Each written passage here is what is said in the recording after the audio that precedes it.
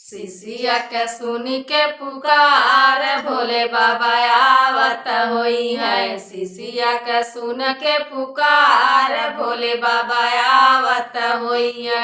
आवत होई है ओ आवत होई है। शिष्या के सुन के पुकार भोले बाबा आवत होई है। शिष्या के सुनी के पुकार भोले बाबा आवत होई है। माथवा पे चम चम चंद्रमा चमके, माथवा पे चम चम चंद्रमा चमके, जटवा में गंगा जी के धार भोले बाबा आवत होई है। जटवा में गंगा जी के धार भोले बाबा आवत होई है। जटवा में गंगा जी के धार भोले बाबा आवत होई है। शिष्या के सुनी के पुकार भोले